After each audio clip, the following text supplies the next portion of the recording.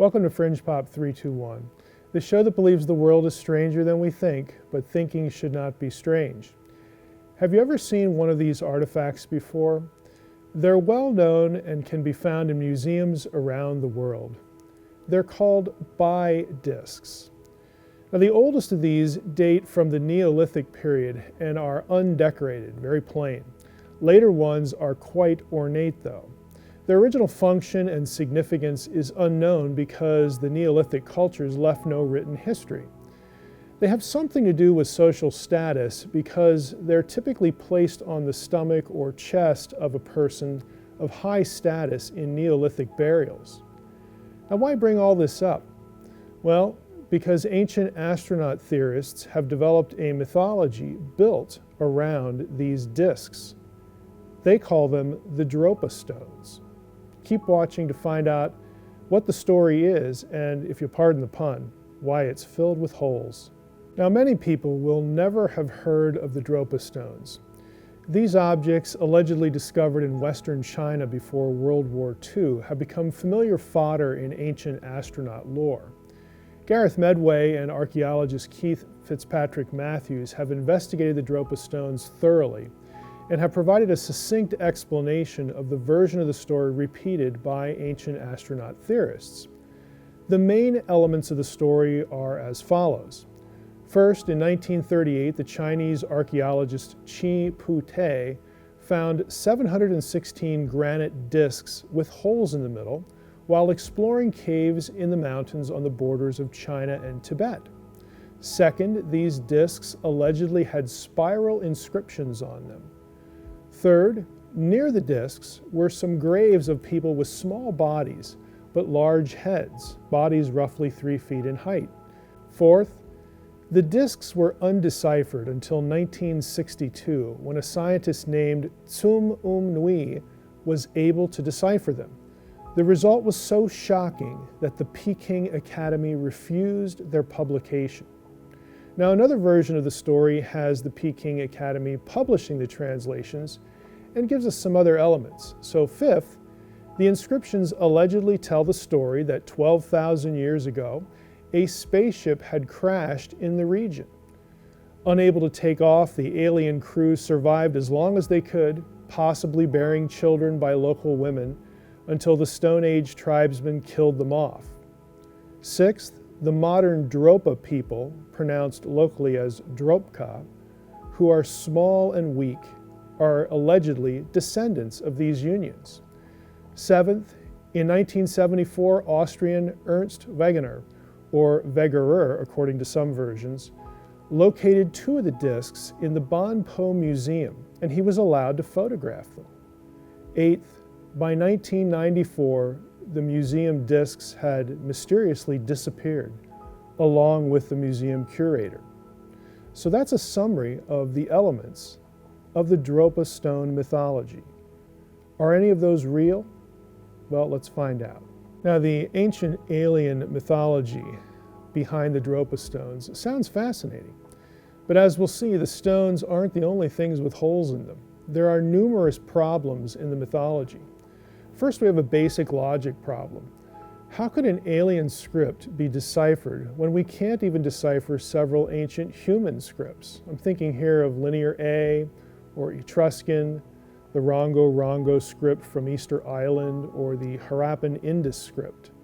We have no idea how an alien language even works. On what basis can we assume an analogy to written human languages? Second, there are plenty of the dog ate my homework problems. First, where is the Peking Academy publication? Again, at least according to one version of the mythology, the amazing translation of these inscriptions was published by the Academy, so where is it? Second, there's no record of the original discoverer anywhere, the alleged Chinese archaeologist Chi Pu-te. Third, no Dropa stones of the type described are known, ones with spiral inscriptions in an unknown language. Fourth, there's the name of the alleged translator, Tsum Nui. None of those syllables is used in the transliteration of standard Chinese, that is Mandarin, language. They don't exist. Fifth, the Dropa people are not small and weak. They are a rugged, indigenous population of the Tibetan Plateau, and they're no smaller than any of the other people groups in the area. Sixth, no museum curator from the Wegener episode is known. Again, he has disappeared if he ever existed at all. And seven, there's no Wegener. There's no way to validate even he ever existed. And as we'll see, the history of how the Dropa story became public suggests that he's actually a fictional character. Now, with all the holes in the story, basically every important element of the story is missing or falsifiable. How in the world did this story ever become part of the ancient alien narrative?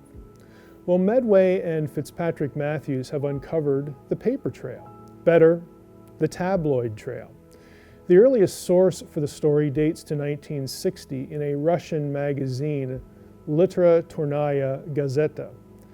This article is actually an essay on the ancient astronauts' speculations of Matest Agrest.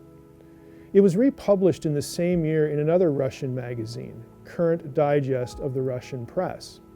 2 years later, 1962, the story appeared in a German vegetarian magazine, Das Vegetarische Universum, which translated means the vegetarian universe.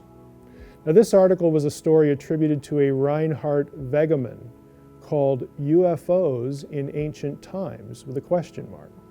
Now, Wegemann may have been the Wegener of the Dropa story, but this person as well is unknown outside the story, as is the case with Wegener. Now, this German story was also republished in 1964 in UFO-Nachrichten, a German UFO magazine. In 1967, a Russian translation of that article was condensed into English in the magazine Sputnik, the Russian Digest. Of course, that publication is sort of akin in Russian to the National Enquirer. So there we go.